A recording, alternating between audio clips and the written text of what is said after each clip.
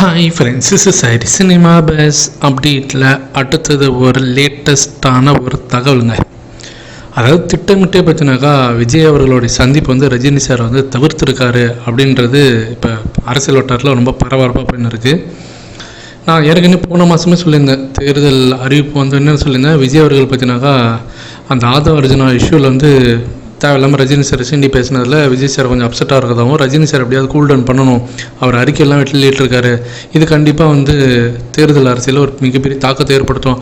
அவருடைய நெருங்கிய வட்டாரத்தில் இருக்கிறவங்க, அவருடைய ஃப்ரெண்ட்ஸ், அவரோட வெல்விஷர்ஸ்லாம் வந்து விஜய் சார்கிட்ட வந்து ரஜினி சாரை பகுதிக்கிட்டு தேர்தலை சந்திக்கிறதுன்றது வந்து ரொம்ப வந்து ஒரு தவறான ஒரு அணுகுமுறையாக இருக்கும். நீங்கள் அவர் முதல்ல கூல் டவுன் பண்ணுற வழியை பாருங்கள். அவர் அறிக்கை விடுற அளவுக்கு இது போகுதுனாக்கா பெரிய இஷ்யூவாக நாளைக்கு மாறும். அவங்க ஃபேன்ஸ்லாம் நாளைக்கு கோபமாக இருப்பாங்க. அவர் ஃபேன்ஸுக்கு ஆதரவு தெரிவிக்கிற மற்ற ஃபேன்ஸும் பார்த்தீங்கன்னா அவங்க ஓட்டு போடாமல் போகிறது வாய்ப்பு இருக்குது அப்படின்ற மாதிரி சொல்லவே அவர் வந்து ஒன்றே ஒரு பிளான் பண்ணியிருந்தார். விஜய் சாருக்கும் ரஜினி சாருக்கும் ஒரே பிஆர்ஓ ரியாஸ் அகமத், நம்ம எல்லாருமே தெரியும். அவர் சைடில் மூலிமா பார்த்தீங்கன்னா ரஜினி சார் வந்து நேரில் பார்த்து பேசி அவர் வந்து இந்த போலீஸ் கார்டனில் போயிட்டு நேரில் பார்த்து அவர் வந்து ஒரு ஆசீர்வாதம் ஆகிற மாதிரி ஒரு மரியாதை நிமித்தமாக ஒரு சந்திப்பு மேற்கொண்டு அங்கேருந்து அவருடைய பரப்புரை, தேர்தல் பரப்புரை ஸ்டார்ட் பண்ணுறதா இருந்தது.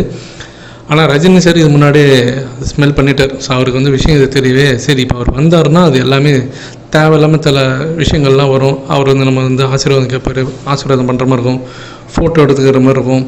அது வந்து இல்லை, ரஜினி சார் வந்து அவருக்கு ஆதரவு தெரிவிக்கிறார் அப்படின்ற மாதிரி தேவையில்லாமல் ஒரு பிம்பம் வந்து கட்டமைக்கப்படும். இதெல்லாம் தவிர்க்கிறதுக்காக அவர் என்ன பண்ணிட்டாருன்னா, ஜெயிலில் செகண்ட் பார்ட்டோடைய ஷூட்டிங்கு கிளம்பிட்டார். ஆக்சுவலாக மார்ச் மாதம் கடைசியோட ரஜினி சாருடைய ஷெடியூல் முடிய வேண்டியதாக இருந்தது.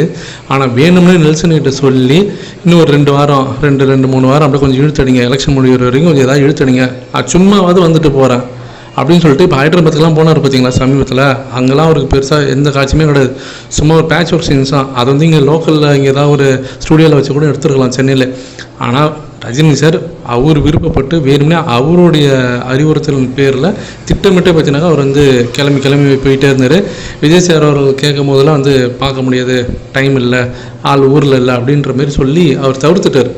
அதை ஜெனுவனாக தவிர்த்துருக்கார். டேரெக்டாக அவர்கிட்ட சொல்லாமல் இந்தமாரி ஷூட்டிங் அது இது பிஸியாக இருக்கான்னு சொல்லி தவிர்த்துட்டார். அதுக்கப்புறம் விஜய் சாரும் பார்த்தீங்கன்னா அவர் வந்து ஒவ்வொரு இடத்துலையும் போய்ட்டு தேர்தல் பிரச்சாரத்துக்கு போகவே, சரி இதுக்கப்புறமேட்டா வெயிட் பண்ணால் வேலைக்காக சொல்லிட்டு அவரும் பார்த்தீங்கன்னாக்கா அதோட நிறுத்திக்கிட்டாங்க. அதுக்கப்புறமேட்டா அவங்களும் அப்ரோச் பண்ணலை. ஸோ இதுதான் விஷயம். ஸோ தேர்தல் அரசியல் பின்னணி பார்த்தீங்கன்னாக்கா எவ்வளோ விஷயங்கள் நடந்திருக்கு பாருங்க. ஆனால் நம்ம நினச்சிருந்தோம் மார்ச் மாதமே ஷூட்டிங் முடியதான் இருந்தது, ஏப்ரல் கடைசி வரைக்கும் இழுத்துட்டாங்களே, எலெக்ஷன் முடிகிற வரைக்கும் இழுத்துட்டாங்களே, இப்போ நேற்று தான் வந்து சொல்கிறாங்க ஷூட்டிங் முடிஞ்சிருச்சு அப்படின்னு சொல்லிட்டு அஃபிஷியலாக அனௌன்ஸ்மெண்ட் பண்ணுறாங்க.